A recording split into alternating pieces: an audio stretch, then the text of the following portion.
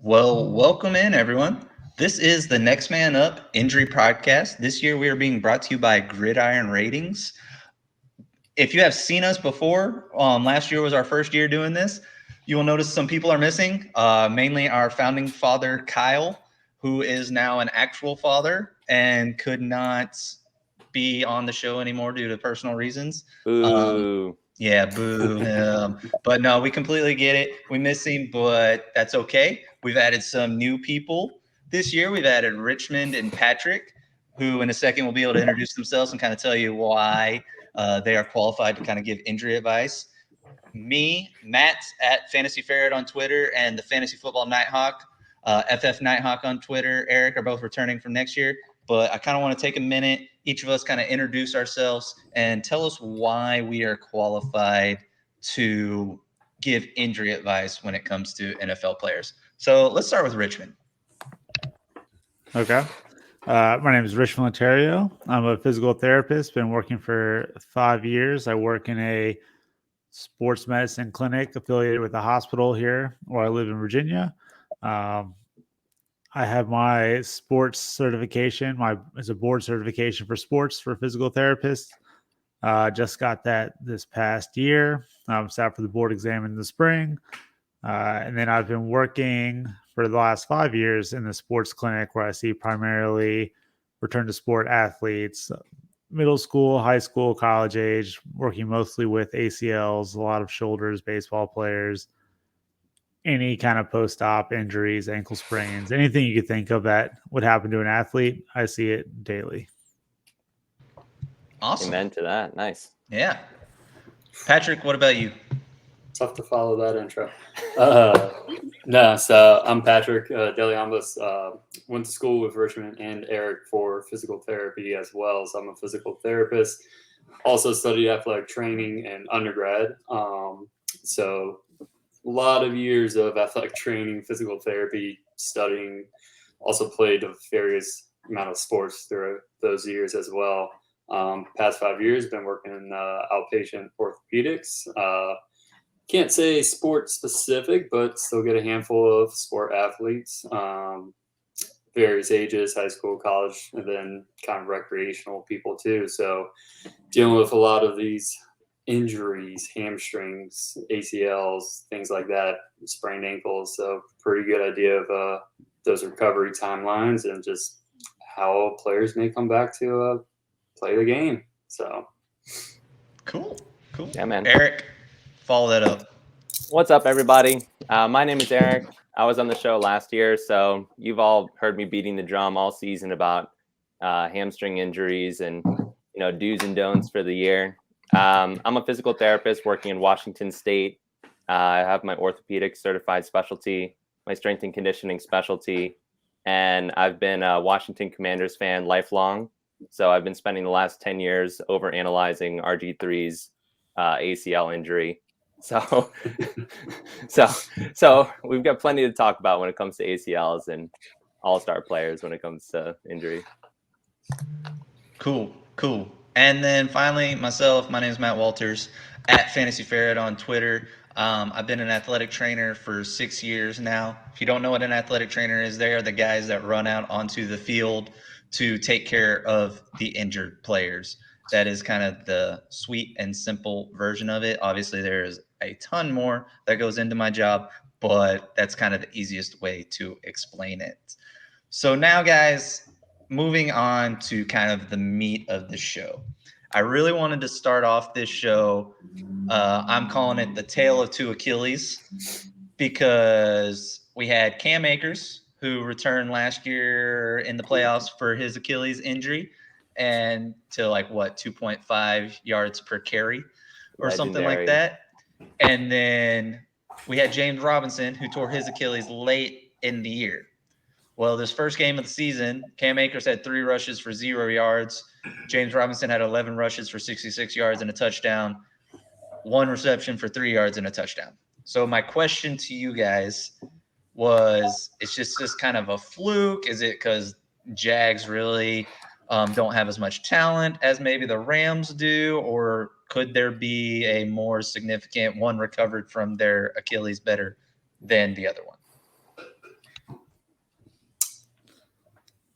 Well, I think part of week 1 was opponent. Jags are playing the Redskins. I mean, that should say enough. They're going to be able to run, and James Robinson came back healthy. He got the go-ahead to be RB1, got the carries, and showed out. Cam Akers is playing against the Bills. Tough defense, tough running. Henderson got the start. Tells me he probably just performed better in training camp. Cam Akers came in. They barely gave him a shot, so it's kind of hard to see. Is that like injury based, or is that just script of the game? So I don't know. I think that's probably just more one game sample. You might want to give it one more week to see if Cam is just not himself or if he's a true RB2 now behind Darrell Henderson. Sure. Anyone else want to chip in on that? So, as a sad Jaguars fan, I will say Trevor Lawrence still threw the ball like 42 times, I think, and they didn't really focus on the running game much early on. So I think they were trying to give ETN and Robinson like a chance to kind of work back into the game flow. I think Robinson hadn't even had any contact in practice until maybe the week before the game. So I'd say, if anything, he's still going to be skyrocketing after this. Still limited rushes of only 11 rushes. He's probably going to be good for more rushes next week when he's actually kind of worked into a game now a little bit and actually had some time to rumble and get hit a little bit. Yeah, I think I'm going to reserve my opinion on this until another week or two when we've really seen Akers be able to play more. I think if I had to give an opinion now, it would probably just be, individual differences on recovery and, specifics on the injury. But I think an important bit to note for Cam Akers is really just that he sucked at picking up the blitz. So they didn't want him in that often on offense. And that's going to play a big role, in terms of his production. I mean, he only got 3 carries and he produced 0 yards off of that. So I think a couple more weeks will really tell us, was this game script, was this opponent, was it a situational issue, his performance picking up blitz, or was it literally just, the performance and the ability of his Achilles to have him be the Cam Akers that everyone hoped him to be? Yeah, sure. And a lot of people forget that Henderson was out during the playoffs last year too. So if he was healthy, would Cam Akers have been getting as much run as he did in the playoffs last year? I mean, who really knows? But I kind of kind of agree with Richmond here that I think James Robinson is just going to keep to excel. But, Cam Akers really didn't have an opportunity to show us, and we're not at training camp. We're not at the practices, and it's hard to say exactly why, but we'll see, I guess, next couple of weeks. I really wanted to jump on the bandwagon because I haven't really been a huge Cam Akers fan even before the injury, but a notorious hater, some would say. Some would say. I'm really trying to reserve myself and not try to take a victory lap just yet. But now moving on to my sad Dallas Cowboys and their sad offense / QB situation. So Dak Prescott fractured his thumb late in the game. Now, was it a break or was it a fracture? I'm kidding. It's all the same. But he's requiring surgery. Now, Jerry says that they're not going to put him on IR and that he'll be back in at least 4 weeks, because that's what he means when they say we're not going on IR. So my big question to y'all, I guess my first question is, what is the actual realistic timeline for Dak to be back from his thumb surgery? I mean, I think that it's 6 to 8 weeks. I think that the smartest move would be for him to come after the bye. What I think may have happened with Jerry Jones, who's, an eternal optimist for his team, is that he understood the minimum of bone healing, which is technically 4 weeks. I mean, the soft callus of bone is occurring and growing, in 2 to 3 week mark, which is where if you were to come back at 4 weeks, technically the bone has begun its most modest healing. But the reason that the initial, idea has been given, 6 to 8 weeks is to allow that soft callus in his thumb to become hard and stronger. If for some reason they were to bring him back early, I think that he's going to have a really hard time gripping the ball. And I think the performance of that offense is really going to suffer. Yeah, I agree. I mean, I think the grip and the control of the ball is going to be the biggest thing. I mean, being able to grip it to throw, control, and have ball security. And also think of Russell Wilson last year, tried to come back early from his finger injury after his finger surgery. Said he could do it in 4 weeks, what they originally said 6 to 8, and didn't get actually better until the full 6 to 8 weeks. So he's definitely, I mean, if he's going to try and rush it like he did last year for Wilson, it may have turned out like Wilson's did. Yeah, so we pretty much know that Cooper Rush is going to be stepping in unless Dallas does something crazy and tries to trade for Jimmy G, which I know there are some reports about that right now, but we'll kind of see how that goes. How worried are we? Because Dallas offense looked bad week 1 anyway with Dak at the helm. How worried are we with Cooper Rush trying to lead this offense and CeeDee Lamb and I guess Zeke, because who else do you really want on the team right now? Yeah, I mean, he filled in for that one game last year, and he had a good game. I mean, 325 yards, 2 touchdowns, a pick, so potentially fantasy value. I'd knock everybody down at least 1 peg just for expectations, and then kind of see how it goes. He gets a full week of practice, reps. They get Cincinnati next, who they had a rough game against the Steelers last week, but they do have a decent defense, so it might be a tough game, first one next week. But I think they might be able to game plan to some benefit and get touches to receivers, some dump off passes to running backs. So I'd knock them down, but I don't know. I might be optimistic maybe because I have a heavy Dallas roster on a lot of fantasy teams, so I'm trying to remain some hope here. No, I'm bias with you. Is coming in. I'm with you. A little. I think that it's probable that the defenses put a lot of pressure on Cooper Rush. I think that with their left tackle being out for the season, even with the replacement who did well week 1, I think that there's going to be a lot of dump off passes. That means more touches to Zeke. That means more touches to Pollard and probably Dalton Schultz.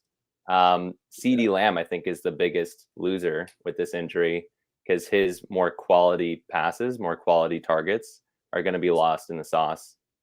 Yeah. Agreed. Saying that, maybe they try to get him kind of more going in like a screen game type stuff, just get the ball in his hands and let him work. We'll just have to wait and see. There's no telling what's going to happen with that Dallas offense going forward. 2 more quarterbacks were kind of injured this week. One happened on Sunday. One kind of popped up late this week. So I'm going to mention Mac Jones first and his back issue. Now, the good news is apparently it's been reported as back spasms. He had x-rays. They were all negative. He was a full participant Wednesday. So is there really any concern across the board about Mac Jones? I mean, unless this just happens to pop back up this week? None here. No, I don't think so either. The one that I do kind of want to talk about now is Jameis also popped up. Jameis Winston for the Saints also popped up with a back issue. He was a limited participant Wednesday. The news on it's kind of spotty. It obviously can't be anything super serious if he was at least a limited participant, but is there some concern there for the Saints QB? I'd be a little bit worried just given what makes Jameis Winston so valuable, as your QB2 or QB3 in Dynasty. He's known for his big arm. And if his back is giving him challenges, then he's not going to be able to rotate, aggressively through his trunk. And the deep passes might be limited. Yeah, I agree. That'd be my biggest concern. And then any concerns for future hits that he could take. already if he's coming in with a aggravated back injury. Without really knowing a whole lot more about it, probably doesn't seem like it's going to be too serious, but that's all speculation without really knowing what's going on down there. Sure. I know I'm expecting him to play this week. Yeah. I mean, if he's a limited participant today, you see this all the time, and then by Friday they're a full participant, and Sunday they're playing. It's not really a big deal. If he was did not participate today, I'd be more concerned, but I'm with all y'all. So moving on to the running back situation across the board. I guess the big one people might be concerned about is Najee Harris with the Steelers. He left late in the game, and there was a lot of speculation that it was his Liz Frank injury from the preseason showing its ugly head again. Now, the good news is it was actually his other foot. I guess that's good news. Other foot, ankle, something they really haven't really said. Now, he's saying he's going to play this week and that it's really not that serious. He was a limited participant today. Are we worried about him? And who is his backup? Because that's another big question. What was his injury? It was a ankle sprain. It's all speculation. Sprain, high ankle sprain. It's listed as foot. It's listed as foot on injury reports, but that's all they're saying. Yeah, super vague. I mean, what he's saying coming out of his camp is, again, he's going to play. He'll be fine, but still coming off that Liz Frank and then this being the opposite leg, kind of had that personally small concern. Just that's a tough injury to come back and be 100% from a sprain of that. Pushing off, he's going to be heavily leaning on that other leg. So that's now a little compromised, even if it's a minor sprain of that ankle. I mean, I know they'll tape it up. They'll make that thing as sturdy as possible, but they lean on him heavily. So question is, how is he going to be second half of that game? How's the workload actually going to take on him? Is he going to play a full game, or is he going to be 2 quarters and then pulled out? That would be my concern. So I have a little hesitation this week. And unless reports come back he's practicing next couple of days in full, I got a little hesitation there. Yeah, I mean, I feel the same. I remember hearing from Mike Tomlin late in the offseason that they already wanted to reduce his workload from compared to last year. And now it's week 2 and he's already banged up. So I could definitely see them sharing the workload this week, especially if Najee's practice limitation, proceeds throughout the rest of the week. And then I would be concerned if he was able to play, as a full go this Sunday, because, Najee last year, he really, excelled at evaded tackles. He was number 2 in the league at the running back position at evading tackles. And, now you're dealing with an injury to both feet, one of which is acute. So, his ability to make men miss, it could be limited, even if he did play at a full capacity. Yeah, he's somebody who's had a number of ankle and foot injuries ever since college. So it's just something to look out for, I guess, that it keeps on repeating so much. So it could just be something that just continues to pop up on the reports weekly for him, it sounds like. That's fair. Now, it looks like his the man that would step up in his place is Jalen Warren, who I believe is an undrafted free agent. Now, let's play devil's advocate here. Let's say Najee's out this week. Are we rolling out Jalen Warren in any of our leagues? Over. Negative. Okay, that's what I thought. Yeah. If I went 0 RB in the first 4 rounds, I might have to. But First 6 only rounds, out of necessity is what we're leaning towards. Okay. He's now, a pickup, but not a play. Yeah. Gotcha. Maybe even a dynasty pickup. It's possible he's on a dynasty waiver wire right now. Yeah, they still have Benny Snell sitting around, don't they? Unfortunately, yeah, yes. they do.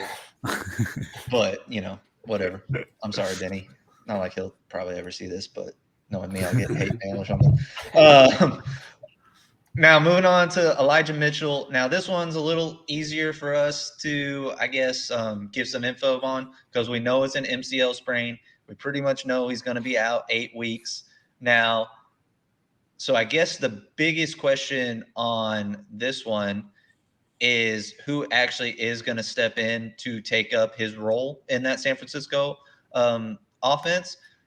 Oh, when he went out, it was Jeff Wilson, but Tyrion Davis-Price, the rookie third-round pick, was not playing. He was not on the active roster for game day.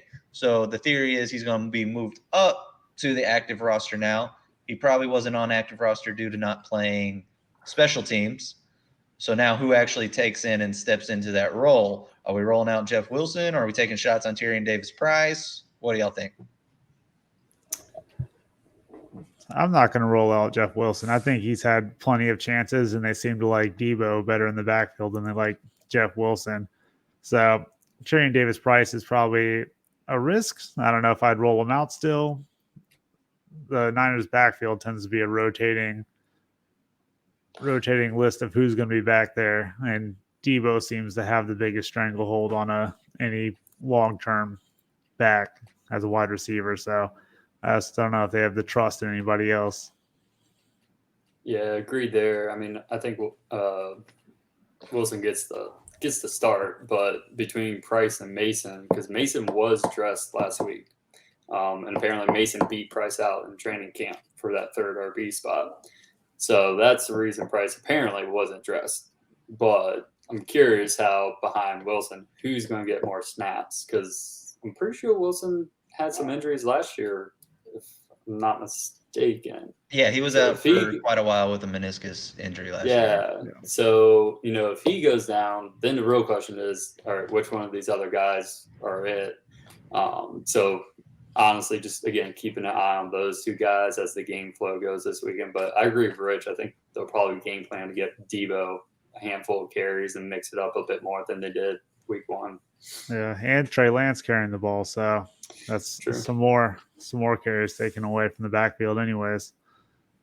Yeah, I'm And kind like of you said, it's Shanahan. He goes with a hot hand. Who knows? Who knows? They might pick up someone off the street and throw him back there. Yeah, Just I'm kind of with generally y'all. walk around the stadium. You might get picked up to play. That guy looks like he's athletic. Come here. Yeah. Can you pass physical? Cool. Come on. Yeah, no, I'm kind of with y'all. I'm not rolling out either. I am rolling out Jeff Wilson in a couple deep dynasties, but it is out of necessity because I have to play 3 running backs and I don't have anyone else to play. So, I mean, I was kind of playing him last week, hoping he would get a touchdown. So, of course, I'm playing him this week. But yeah, I'm not picking them up to play. Now, Deandre Swift popped up on the injury report this week. He did not participate today or Wednesday. This is when we were recording, depending on when you're watching this, due to an ankle injury. Supposedly, it's not that big of an issue. How concerned are we, especially with not participating? And then I kind of want to get our thoughts on if he doesn't play this week, if we're rolling out Jamal Williams. I think he's going to be fine. This seems precautionary. He's their star player, really, on offense, and there's plenty that you can do to help an athlete with a minor issue at the foot and ankle, suit up and be okay. I just haven't heard enough to grow concern. Same. But if he does pop up again and he's out, yeah, Williams, I'd say definite flex, depending on your roster, RB2 potential, because he'll get the bulk and he's good. We saw last week he has potential even with Swift out there. Even with Swift. Yeah. And, I mean, I don't like to do that, but I mean, Swift's out. They're rolling with him. So, yeah, I'm with y'all. But I'm also with y'all. I think Swift plays this week. Yeah. I think there's just precautionary Wednesday. Get him a little rest day, and then he'll be good to go. And then we just kind of found this one out before the show. Leonard Fournette popped up with a hamstring issue and was a limited participant today. What are we feeling there? I think he's one to monitor as the week goes on. He's had a history of hamstring issues, and it seems to be that once you have one hamstring issue, if you don't take care of it and you try and keep playing through it, it's just going to keep popping up later and later. So for me, he's just a wait and see, but definitely something to keep an eye on, and then keep an eye on some of those other guys in that backfield just in case. Yeah, I agree with Rich. If you have them and you got flexibility on your bench, it might be worth the waiver ad for White because it sounds like he's the next man up. So if Fournette pulls it again or injures it next game, he may be out for a handful of weeks arrested. I mean, he's had the history before. So I personally would rather be a week ahead on that waiver wire, get them early, have them if I had Fournette. So. And if you had bench flexibility, of course. I agree. I think he's a priority ad. Way cheaper than Jeff Wilson and has way more, likelihood of playing. And we've seen what Tom Brady can do, with a mobile pass catching back. James White. Yeah, I'm with y'all. If Fournette's out, I don't really have a problem with rolling out Rachaad White and trying to catch lightning in a bottle. He's going to be out there on pass catching downs, and he's going to be getting the bulk of the carries at that point. So could catch lightning in a bottle. And I'm going to throw this out there. In DFS, if Leonard Fournette is out, I guarantee Rachaad White is super cheap on all the platforms. Definitely. I don't know that for a fact. I don't know his price check, but he's got to be less than 5,000, at least on DraftKings. Probably way lower than that. So, probably lower, yeah. So just a thought on there. Now, moving on to a section that Eric wanted us to do this week, and I very much liked it. We're going to kind of move away from the injury topic, and we have a question, and it's a would you rather. And it is Gabe Davis versus Devontae Smith for 1, rest of season, and 2, I guess, as far as dynasty goes. So where's everyone on Gabe Davis versus Devontae Smith right now? Yeah, I brought this up because Gabe Davis, as of an hour ago, is wide receiver 17 on Keep Trade Cut. And that's crazy, absurd to me. I am full on the Devonta Smith train, with regards to the would you rather question. But I think that this is a real test of the Gabe Davis hive, and how great the hype has grown, where Gabe Davis has shown out virtually every game since the last quarter of last season, and he's on a high powered offense with a much better passer than Jalen Hurts, though Jalen Hurts isn't that bad. So I think this is a real test of the hype of Gabe Davis versus what everyone could logically say is the better prospect and maybe better player, Devonta Smith.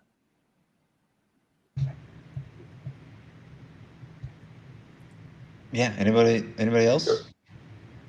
Go for it, Rich. I would say I know the Gabe Davis Twitter hype is real, and I feel like that has to be driving part of it. He definitely has put up the numbers and the targets. I don't know if AJ Brown right now is just the object of Jalen Hurts' eye, so he's the one getting those targets. But I know those targets for Smith are going to have to go up eventually. Yeah, so I don't know. For me, it still is kind of a toss up. I think I would err towards Devonta Smith. I think he's the better talent currently. Man, I'm the only one who likes Davis, huh? Devonta Smith, Keep Trade Cut in this moment, wide receiver 34. Now, guys, that's crazy. Now, as far as redraft goes, I might take Gabriel Davis. He has a quarterback that can actually hit him with the ball, and it is an explosive offense. So I might take Gabriel Davis in redraft, which is kind of how he was being taken anyway with drafts earlier in the year. Dynasty, I'm 100% Devontae Smith. I'm taking the talent. I'm riding with it. if I can get Smith plus right now for Gabe Davis, I'm doing that in a heartbeat. And you could probably get a manager to do that. I'm not saying you're going to get Devontae Smith plus a first, but you might be able to get Devontae Smith plus a second right now for Gabe Davis or another piece somewhere along the way. And if I can do that, I'm doing it because Devontae Smith is that dude. Gabe Davis is in a great situation, but I don't necessarily know if he's that dude. I agree. I would sell Davis and I would buy Smith in Dynasty right now. I feel like Davis is going to get you a nice price right now. I think Devonta Smith is going to be pretty cheap right now. At least I'm going to hope so. I might send out some trades tomorrow. Devil's advocate here. Diggs is older than A.J. Brown, so there's a better chance of his career ending sooner, which means Davis would potentially come into a true wide receiver one role quicker. Josh Allen, and this is going to probably be there for next 4 or 5 years? Is that what his contract is? 4 years guaranteed, 5th year? Jalen Hurts this is his season. If he doesn't do it this season, he's out. Then who's their quarterback? A rookie? It's going to hurt that draft value. Talent alone, yeah, I'd say put Smith on a more solid team with a better, solid quarterback. I'd probably take Smith, and then looking at their frame, I mean, Gabe Davis is that end zone target, 6'2", 210. Not saying Smith can't be that guy, but, I think Davis is going to get a couple more end zone targets than Smith. So, devil's advocate, I do like Davis. That's fair. So I mean, that's fair. My question would be if Davis can actually step into that number one role, or is he able to succeed so much because Diggs is taking so much of the coverage away from him? That's one of those things you really don't know until it happens. So you just got to bet on it. Yeah, redraft though. I think if you have either, you're in a good position. I wouldn't panic on Smith after that game one, but I also wouldn't get too excited about Davis either. I would try to capitalize. Oh, definitely try to. All right, that was a good question. I think we're going to try to put that on as a Twitter poll as we go, and we'll see kind of how much traction we get and what people's thoughts are, because that's always fun, because definitely the Twitter hive mind is a legit thing. Now moving on to, I think it was our only Thursday night player of the week this week in Keenan Allen. Now, he pulled his hamstring during the game. He's already listed as out. He did not participate all 3 days this week leading up to this game. So he's not going to play. We know that. The biggest question is, when will he play again? Eric can give his spiel about being careful about hamstrings. And who is the guy that we want to play in his place, or is there anyone? The next man up, as you would say. Maybe the next man up. I mean, we know that hamstrings can be really tough to come back from. They can be very variable. Depending on severity, there's highly predictive of re-injury later in the season. So, I think that Keenan Allen is playing it smart by not pushing it this week on a short week. But I think that his risk of lengthy injury, and then even whenever he does come back, maybe it's next week, his risk of re-injury is probably more modest than the average player with the hamstring injury, mostly because of his age. I mean, older players have a harder time coming back from injury. Older players have a harder time recovering from soft tissue injuries. We've seen what this can do to the great Julio Jones. Kenny Golladay had a groin and I think a hamstring issue, and he's never been the same. So, my ears are perked seeing this injury with Keenan Allen. I think so far I'm optimistic, but this is definitely, an interesting flag that I'm paying attention to. Yeah, I mean, he's shown up on the injury list before a couple of years ago for hamstring injury and ended up playing the next game. But with a quick turnaround to Thursday night, I think that's definitely a big flag for him. But yeah, I think looking at the guys who are behind him, it still is pretty challenging then to make a decision on who who's going to be that guy. outside of Williams. Williams didn't do that great this past week as far as like filling in. That's 1 week. First week, though.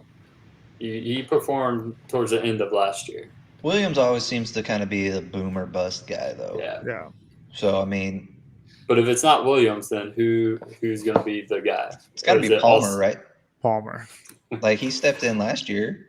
Yeah. Or is it going to be more Eckler, though? Catching passes out of backfield. Or getting more touches. I know everyone that took him in the first round is definitely hoping that. Because last week, people were not happy with Eckler's usage, but he said he was going to do better. I mean, they are playing the Chiefs, though, so it's odds are it's not going to be a low-scoring game. So they're going to have to be thrown to somebody. you would think this game is going to be a shootout. Yeah. Either way. But also the NFL has a way of the games you think are going to be a shootout end up 10-3. being defensive blood battles. So hopefully not, but hopefully we get an exciting game on Thursday, but we'll just see, I guess.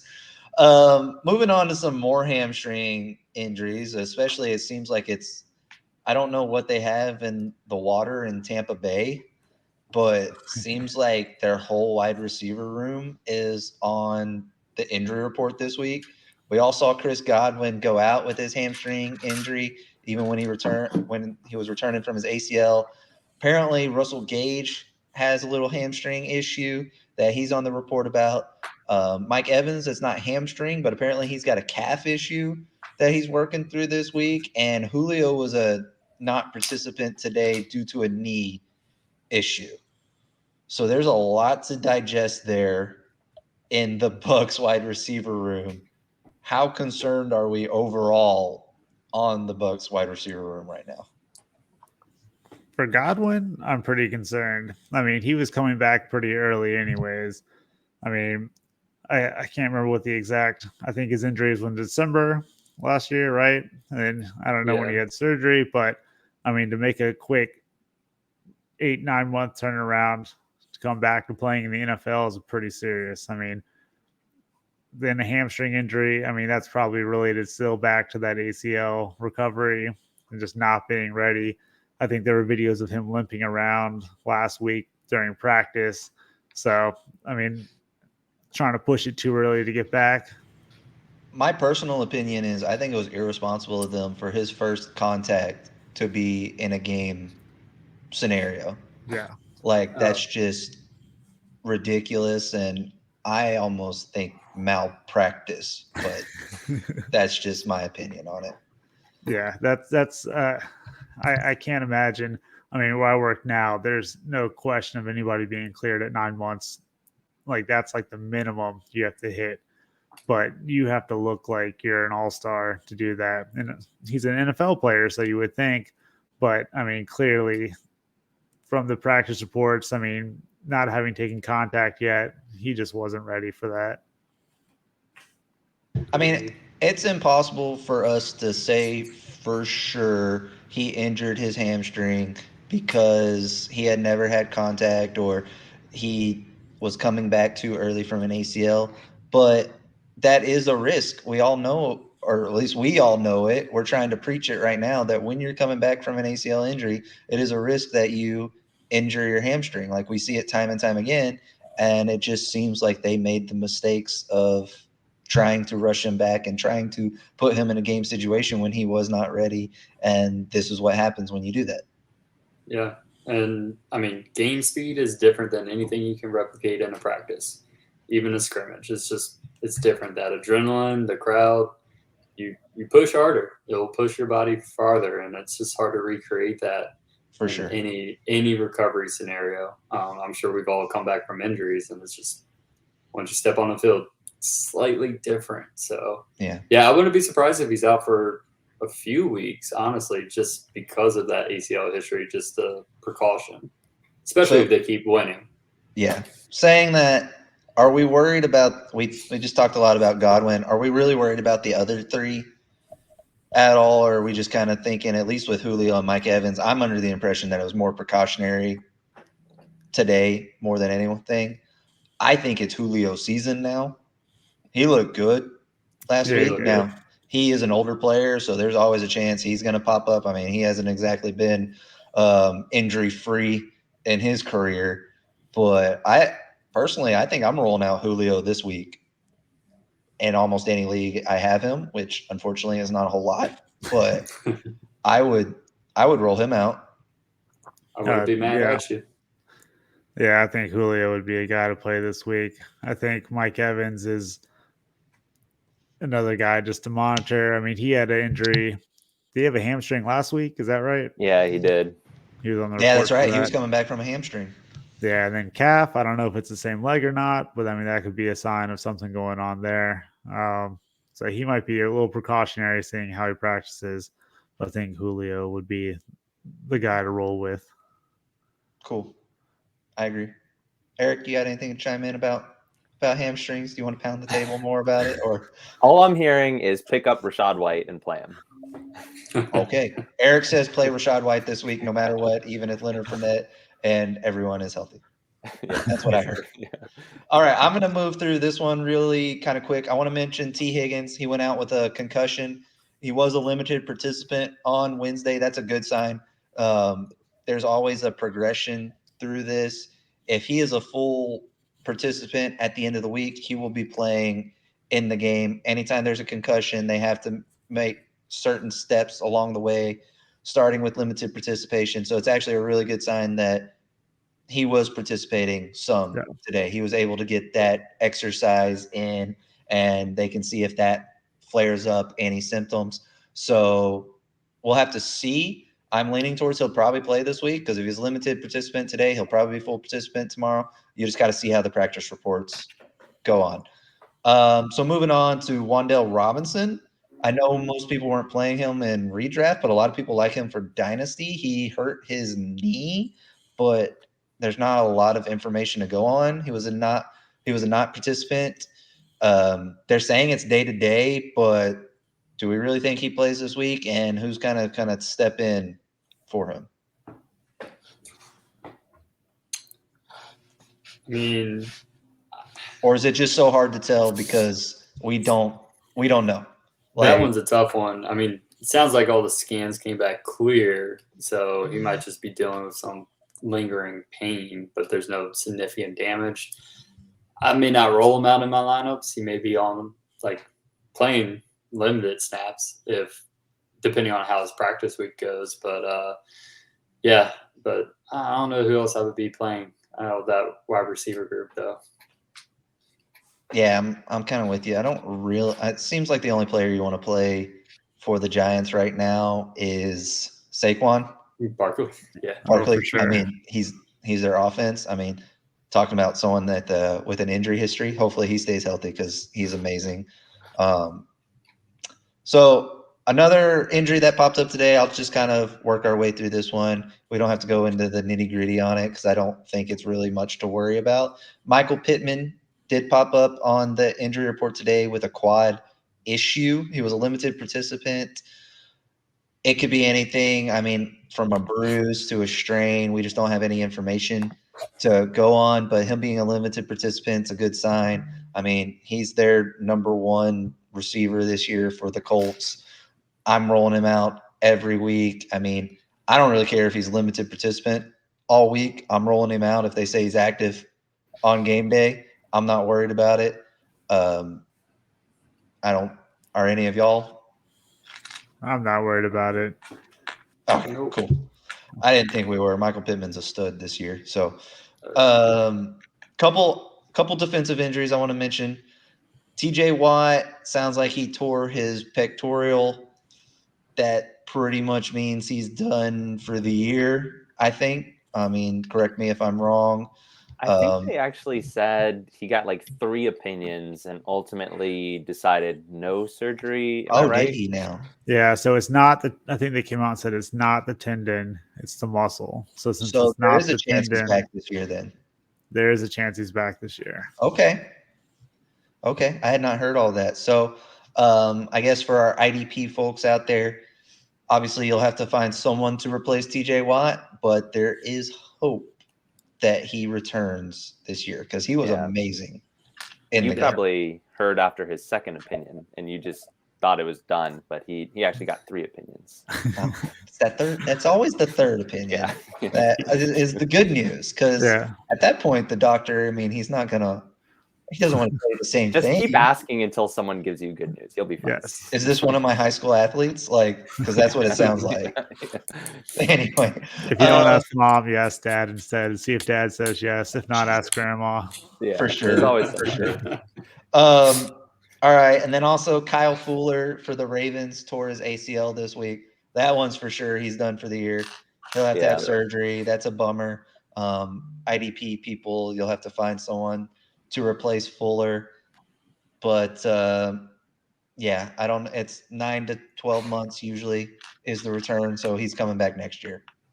I don't know what else to tell people really on that without getting into like the nitty gritty of everything.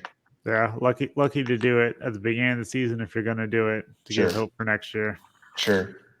So, all right, moving on. We're rolling on here. Prior injuries, I just want to mention. If y'all want to chime in with any of those, feel free. But there's not really a lot to discuss. But if you have something you want to mention, Zach Wilson, he's still out, but he was a limited participant on Wednesday, so that bodes well with his return. They're still rolling out Joe Flacco this week, but maybe it'll be a little bit sooner than that week 4 timeline we were given. We'll just have to wait and see.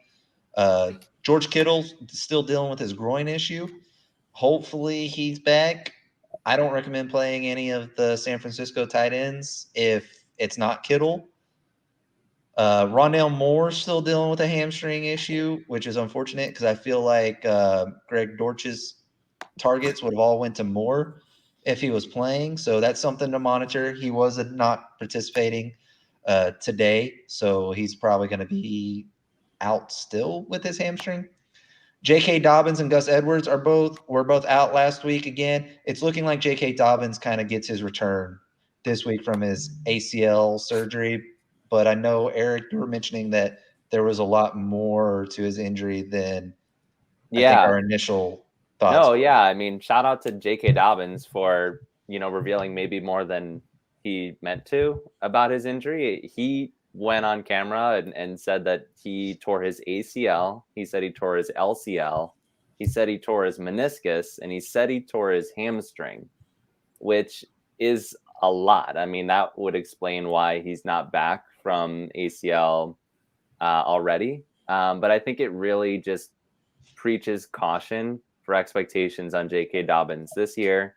I think any player, you've seen it time and time again, Saquon Barkley, Courtland Sutton, all these athletes who are trying to recover from ACL surgery, and they are not themselves, in the first year back. And these are some, really spectacular athletes. So, I think that J.K. Dobbins may return, very soon, but, you should temper your expectations, especially in an offense where they're very comfortable just not running J.K. Dobbins. Lamar Jackson could easily take some of those rushing attempts. Helps when you got that RB at the QB spot. Yeah, it does. I say that. I still think Lamar Jackson can throw the ball very well, but he does run a lot. Speaking of ACLs, Michael Gallup, maybe he should return at some point for Dallas, and since we were mentioning that earlier and how poor that offense is. But he's questionable this week, but he's still not participating, so I don't expect him this week.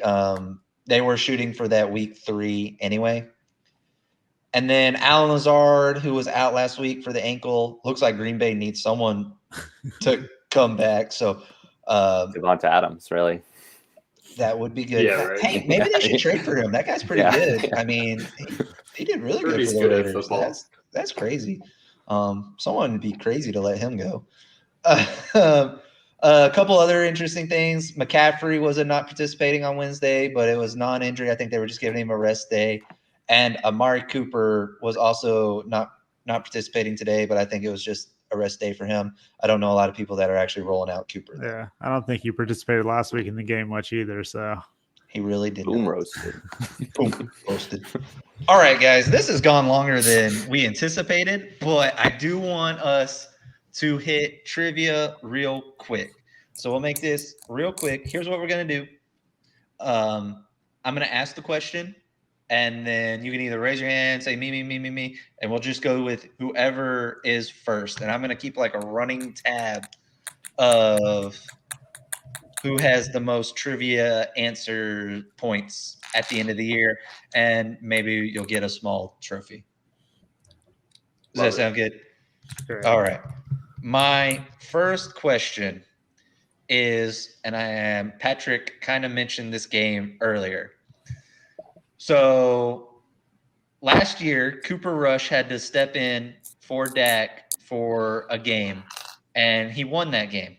My question to y'all is, who caught the game-winning touchdown pass from Cooper Rush? God, that'd be amazing if Cooper Kupp was on the team. And what team was it against? I have half the answer. You have it? I have half the answer.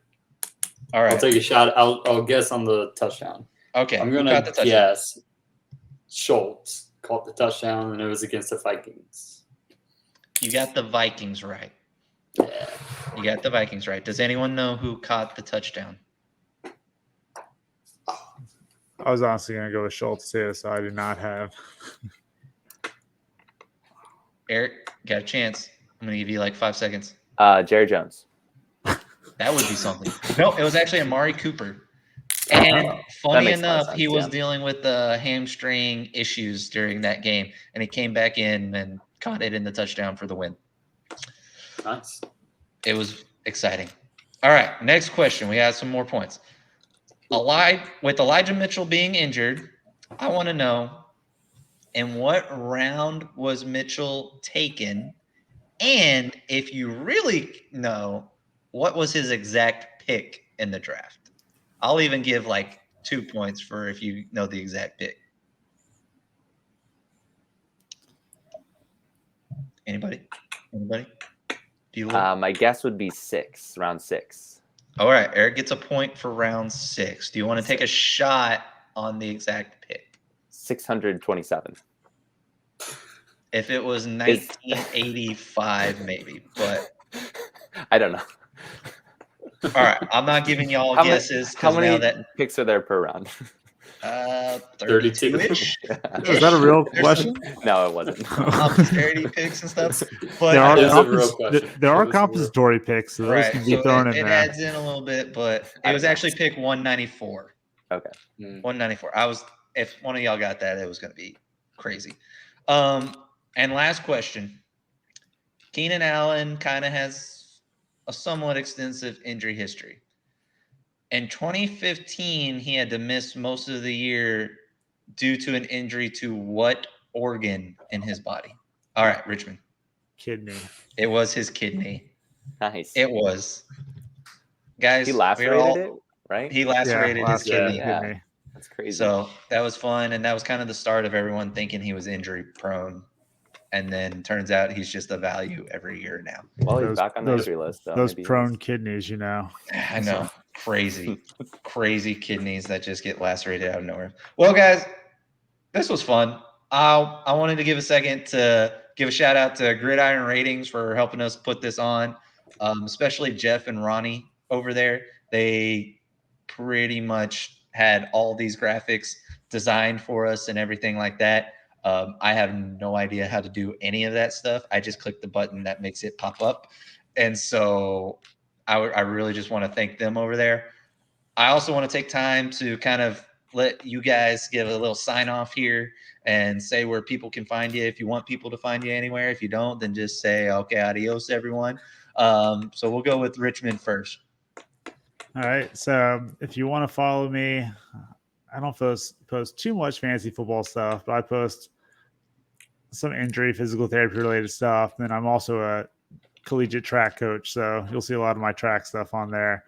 But my Twitter handle is RPLETTERIO and that's my Twitter handle. So RP Leterio DPT. Patrick? Yeah, I guess I'll need to work on a following and get a Twitter handle up in the next week here. But and No start worries. that. But no, just first off, just thank you for having me, and look Yeah, for forward sure. to a fun season. So appreciate Eric? it. All right, my name. You can find me on @FF_Nighthawk. If you did not get that FF_Nighthawk, because he decided to remix it there at the very end of the show. And then I'm Fantasy Ferret on Twitter. I pretty much exclusively only talk about fantasy football on that account. So thank you, everyone.